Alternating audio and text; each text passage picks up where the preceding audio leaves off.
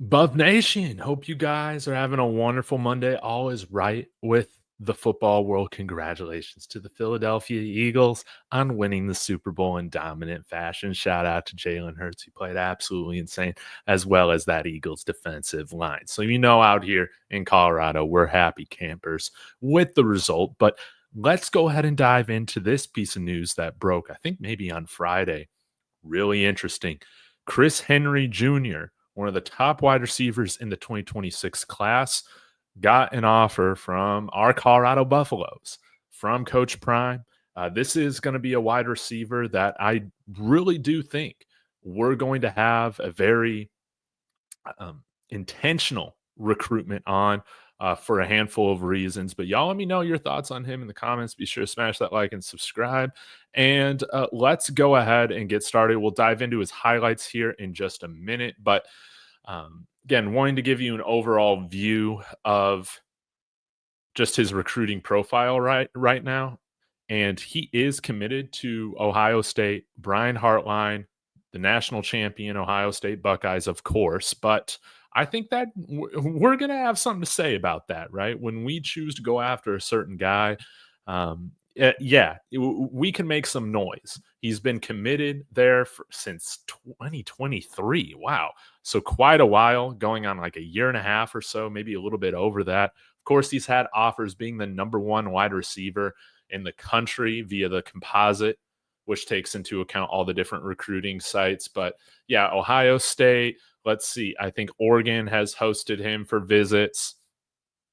Auburn, UCLA, USC, likened here by 24/7 recruiting analyst Greg Biggins to Mike Evans. I'll read a scouting report here in just a bit, but I think it's important to realize, in case some of you guys might have forgotten, when Chris Henry Sr. Tragically was passed away. I think, man, he was murdered, wasn't he? I'm trying to remember, but nonetheless, Pacman Jones, Adam Pacman Jones, started having a little bit more of a role in his life, and now he's kind of like his adopted father, from what I understand. I can't remember if it's legally or just like serves as his guardian, but I believe he lives with Pacman Jones. And Pacman Jones essentially has stepped up in that father role for Chris Henry Jr. And if you guys need to be reminded about this, Adam Pacman Jones seems to have a very good and close relationship with Coach Prime. And so this is a relationship of a business of relationships. And that's why I think that, yes, Ohio State, they're in the driver's seat. Like, makes sense. They're wide receiver U. They have guys picked in the first round at the wide receiver position like every year, right? But can he be kind of a Julian Lewis type of case where the relationship is so tight? We're the right fit for really what he wants. I think it could be.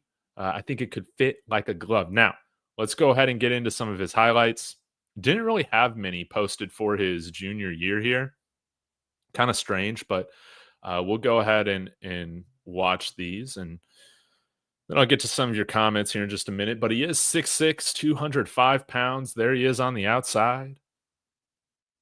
And a guy, again, that would profile as that no doubt number one wide receiver. I mean, at Mater Day, that's a very good school, one of the top programs in the country every single year. And, just kind of mosses this dude. Again, when you're 6'6", you can just kind of throw this guy jump balls, and then he lets him know. I love it, playing with some swagger, some confidence, talking a little bit. You love to see that. Now here he's playing a little bit of press.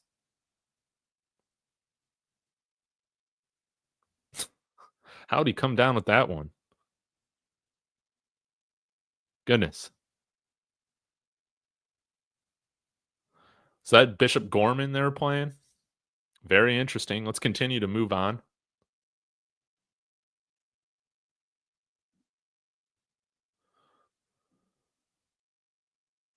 Oh, and we already saw that. So let me find his sophomore season. We can take a look at this.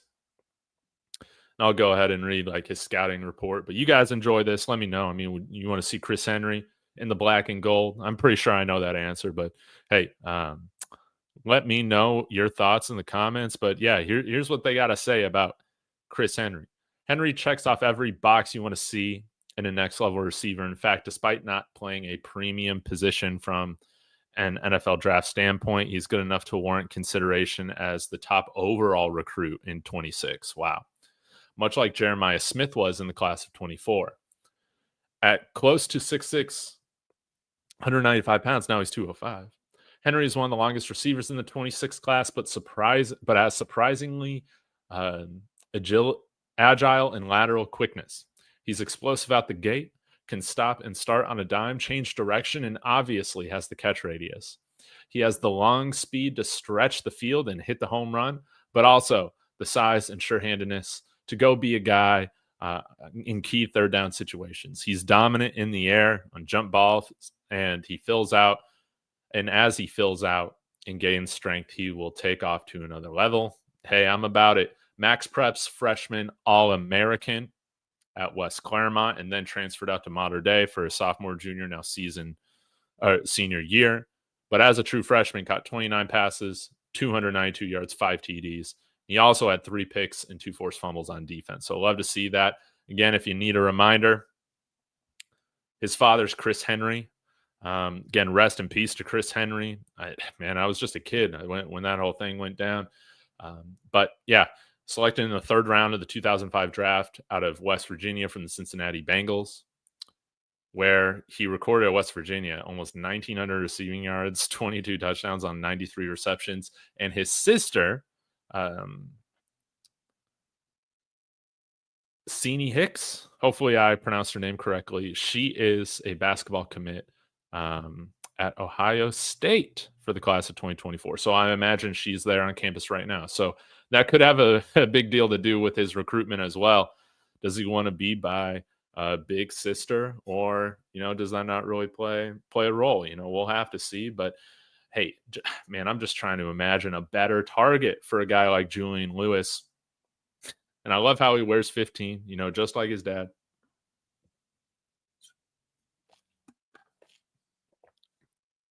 But you can't teach size and speed like this. And imagine him, Omari and Miller, Joseph Williams, all those guys that we got. I mean, that would be a really fun receiving core. But it's going to be really interesting. Of course, the Buffs need to continue to prioritize the trenches and the lines with what they have. But if you're going to be in on, one of these premier recruits, I mean, just as 24/7 said, he very well could be the top recruit out of all the positions, out of all the players in all the positions in the class of 2026. It's you want to be in on somebody like that. No doubt about it. Somebody, again, if he's like Jeremiah Smith, are you telling me you wouldn't want Jeremiah Smith on the Buffs? Man. Now, I will say one thing that is going to be interesting to watch with Ohio State this year is Brian Hartline is going to be calling plays. How's he going to do calling plays? I believe this is going to be his first time calling plays. Well, at least at this level, from what I understand. I know he's stuck around at Ohio State because he's done such a good job with the receivers. But, from what I understand, I don't really know how good of a play caller he is, and this could mess some things up depending on how this all goes. So Brian Hartline is somebody to, keep watching in this whole situation. But yeah, Jason Phillips has done a great job recruiting at the wide receiver position for the Buffs. Again, NFL guy, CFL guy as well. And I think we saw some strong development from our wide receivers this year. And it's going to be a fun year to watch with a very young core and to see how they develop. So if Colorado continues to make the right jumps in terms of development at the quarterback position, the lines, of course, at wide receiver, you have to consider Colorado if you're Chris Henry Jr., no doubt about it. And I think, remember, guys, we got London Merritt from Ohio State. We have won some certain battles with Ohio State. Granted, I would imagine Chris Henry Jr. is going to be a little bit higher of a priority than London Merritt was. But, this is going to be something to keep in mind. There are a few guys a year that we can definitely go after and be as competitive with the other schools that are involved. And I believe Chris Henry kind of warrants that sort of attention. Again, he makes things look so easy. And this is just his sophomore tape. This is just his sophomore tape. So, pretty impressive stuff. Oh, I guess, yeah, they said that this was a sophomore tape. I thought he was at modern day a sophomore year, but nonetheless, guess he transferred for his junior year. So, yeah, I'll get to some of your comments, but guys, this is a recruiting battle to watch throughout the year. Just like what happened with Julian Lewis. You know, when you first hear the news, okay, we've offered him, all right, he's coming on an unofficial. It's just kind of like, whatever. Continue to monitor this, but don't discount the relationship that Adam Pacman Jones and Coach Prime have. I think that could play a big role in his recruitment and why I think CU will be one of the final teams, at the very least, involved in his recruitment this year. No doubt about it. So this is going to be fun to watch, guys. Definitely, definitely, definitely.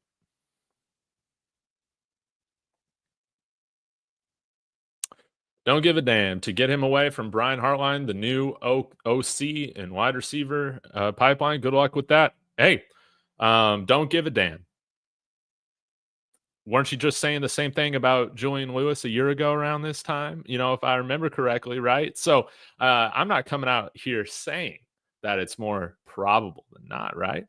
But we got a puncher's chance. Anything can happen, man. If we got a puncher's chance, anything can happen. And I'm not sold on Brian Hartline beyond a wide receivers coach. From very close friend that I have that reports there. I don't know if this thing's going to go as smoothly as some people expect with him at OC. We'll have to see. Again, it's a lot easier to call an offense when you just have 5 stars everywhere. And Brian Hartline's going to have that luxury. We're going to have to see. I think it is a little puzzling why you haven't seen him, take elevations elsewhere. We'll have to see. But no doubt he can coach up those wide receivers.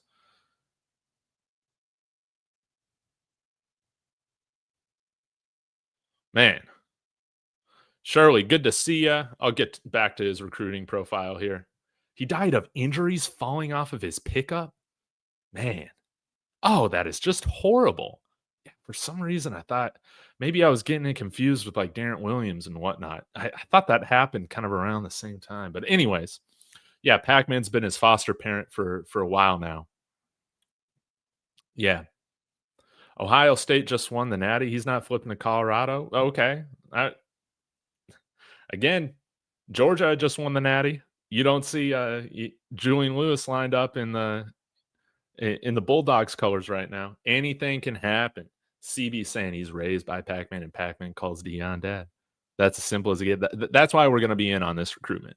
That's why we're going to ruffle some feathers. At the very least, we're going to make things chaotic. We're going to make things stressful on Ohio State. That's how I feel about this recruitment. No doubt about it. They'll just offer him a bit more money. They already won the Natty, so they don't have to prove that they're a better team. Okay. I totally disagree with that. Colorado, I think, is going to make some noise in this. Ohio State, they're going to have a new quarterback, Julian Sand. Let's see how they do. They got a new OC. Of course, Ryan Day is going to be there. Ohio State, yeah, they probably can offer more money. But, hey, our money's gone up every single year Coach Prime's been here. We have another really good year. Who's to say? Who's to say? Again, what if we have an Arizona State year this year? Okay. We're in the college football playoff. But, man, I love how, man, some of you guys are just so quickly to dismiss things. We understand exactly how things are going to play out this year. Again, it's a long ways away from early National Signing Day there in December. Let this thing play out. Let's see what happens. Colorado it's a different atmosphere than Ohio State. Some might see that as a negative thing. Clearly, some people that have come here have seen that as a positive thing. And again, don't forget, we won that battle against London Merritt. Who's to say we can't win another recruiting battle against Ohio State? And guys, don't forget. You know where Jordan Seaton visited the weekend before he committed to the Buffs? It was Ohio State. We've beaten out Ohio State for Jordan Seaton, who was the top offensive lineman in that class. Don't give a damn. Will Bucket, what you guys going to say about that? What are you guys going to say about the recruitment of Jordan Seaton with Ohio State? That's what I'm saying.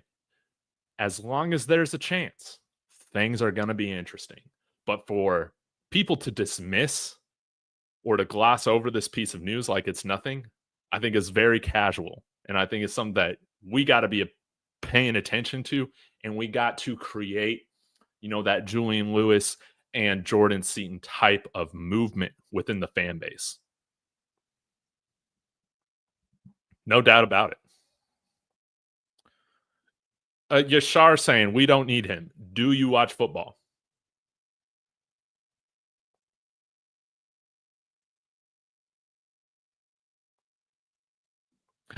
Northside saying, he a lock, I'm calling it.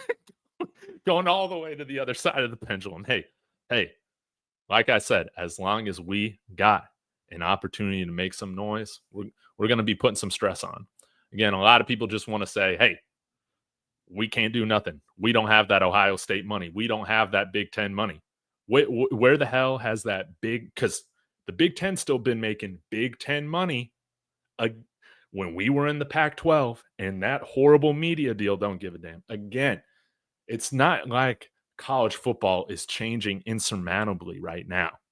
We had no money 2 years ago, and Jordan Seaton chose to be a Colorado Buffalo over an Ohio State Buckeye after making an official visit just days prior.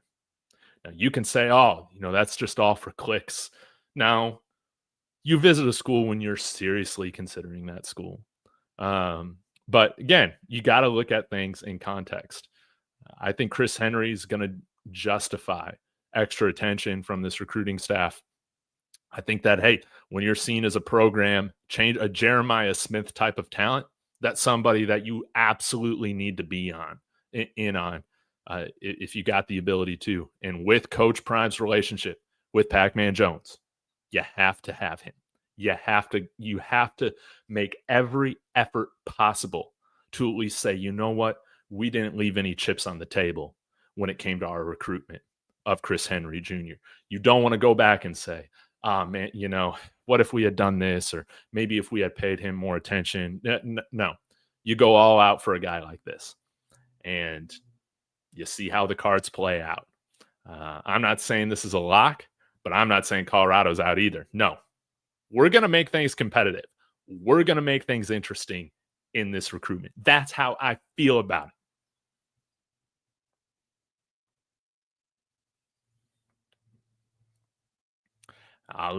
Ali saying, see, you will get him, David.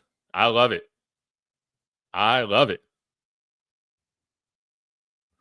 Malik Cook coming in here with the comment saying, but I'd lean more towards him getting a 5-star running back after the Falk sign. Well, why not? Why not both? Huh?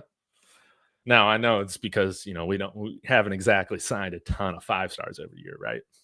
But hey, things got to change at some point, right? I mean, things have only been going up. So maybe we can land a couple 5-stars. But man, I cannot wait to see what Marshall Faulk does with our running backs.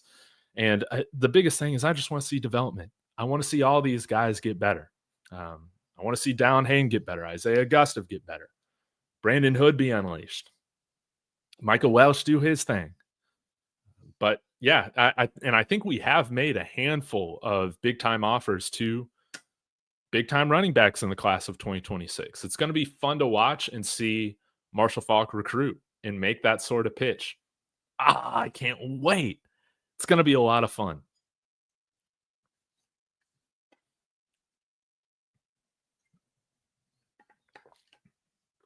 What? What does this even mean? If he committed to CU, will Chris Henry be a starter on game day? What does that mean? You mean like first game of his career? I would say yes. Yeah. I thought you meant college game day, and I got really, really confused. It's like college game day. Yeah. I love it. Seems like we're out on Atkinson, Yashar. Yeah. I'll agree with you. Don't give a damn on this one. I don't think we've really been involved at all in his recruitment.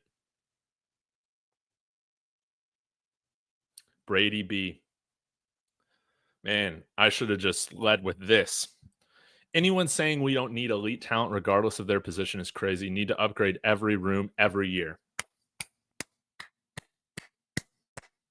This is the mentality that all of the great college football programs have. I agree with you. I don't think we have enough wide receiver talent. If we're talking about competing for a national championship here in a couple years, I don't think we got enough.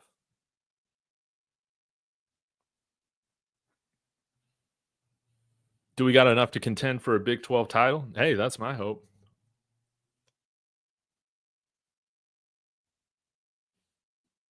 Exactly, Northside. This is a great point. Having top talent doesn't mean you win anything. Ole Miss got all the good players out of the portal last year. Yeah, and they're crying on X, including their head coach. But yeah, it's about player development. The only thing that works in our favor is Pacman Jones is his dad. That's our best bet right there. And that should not be understated. That is, I mean, just read what you put out there.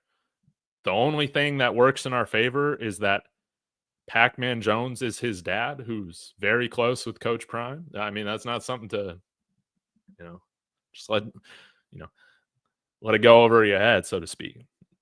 That is our best bet right there. And that's what's going to create the relationship to allow him to start getting recruited hardcore by the Buffs. Man, I just think that this would be so much fun. Getting Chris Henry, starting a little kind of recruitment type of viral thing on X, on the internet. We need Chris. You guys can come up with a much better thing. But again, worked with Julian Lewis. It worked with Jordan Seaton. I guess the one thing, Jameer and chat, that we need to see how serious Colorado is as a player in this recruitment is, do we start to see his recruiting rating go down? Do we start to see it just go down randomly? If that happens, then that's a good omen that we're doing the right thing.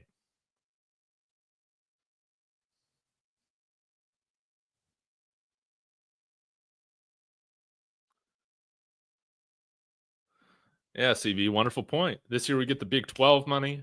We're out of those coaching contracts of, guys that we had fired previously. They're going to be operating in the black financially and literally. You're absolutely right, CB.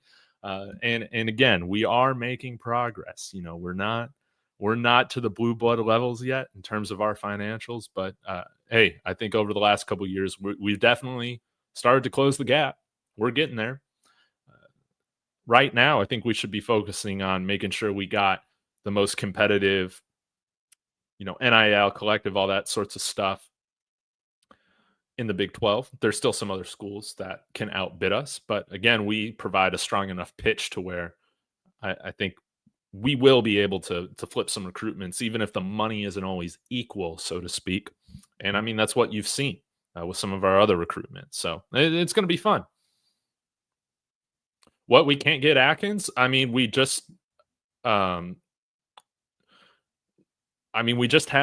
really shown interest, like, as a program. So, right. We're all thinking about that. Atkins is that two-way player, right, out of California, if I'm remembering correctly.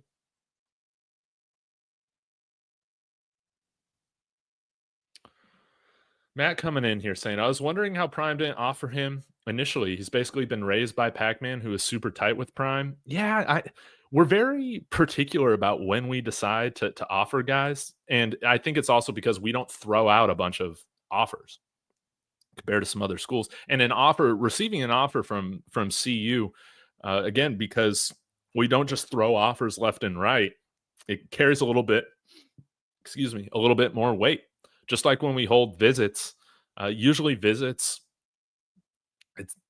we don't have a ton of guys visit. It's usually, hey, if you're kind of along in that recruiting process, if the relationship is kind of going the way you want it to go, so to speak, or you're going to be kind of within that final group of schools, you see guys visit out here, which is different than how some other schools do it. It just is. But that's kind of how they've done it. And I imagine Pacman Jones and Chris Henry Jr., they've been waiting for this offer. And for whatever reason, we waited till now to make it. But hopefully that shows Chris Henry that we are going to be taking this very seriously.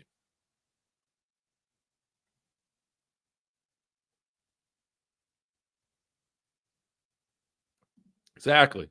We need to start praying for him to go down to a 4-star.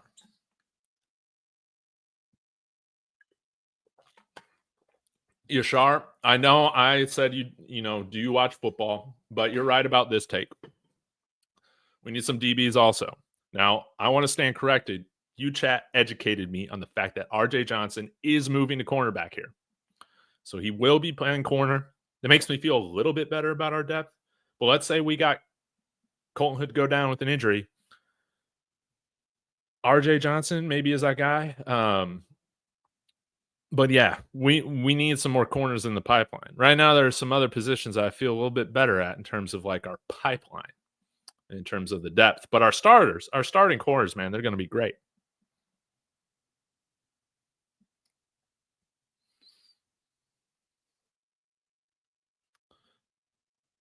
Oh, sorry, guys, my dumbass. Atkinson, the linebacker out of Georgia. Who was I thinking of?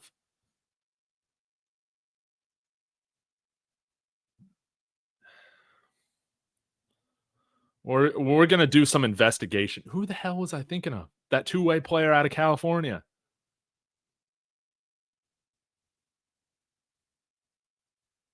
Where is he? Okay, Chris Henry Jr. right there, number 13. Yes, please.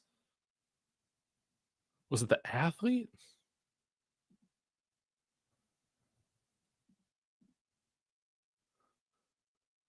Well, a good thing if we are recruiting linebackers, it's Brandon Arrington.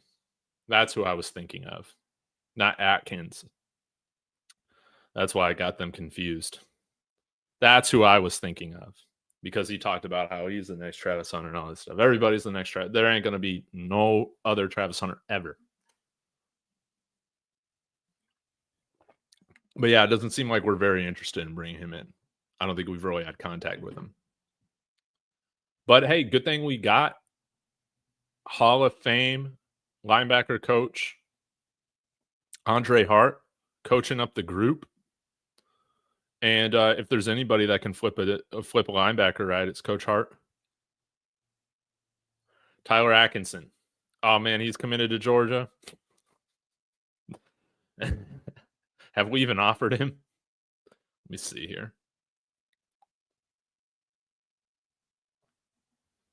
Okay, we offered him. That's good, but yeah, everybody's in on this guy. We'll have to see. I would love to make him a priority for sure. Roquan Smith. Hey, I'll take that. Where has he visited? Attended Junior Day. Unofficial to Miami. Unofficial to Ohio State.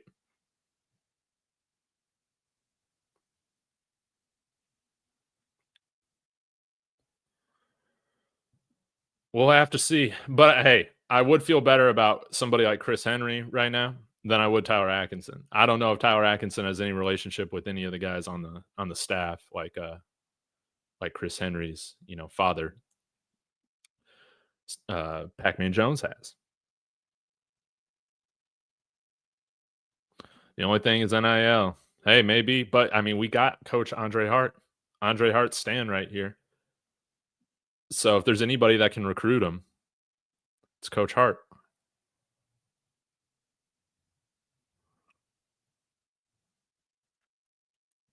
Mello. Dude, imagine being a Mello fan.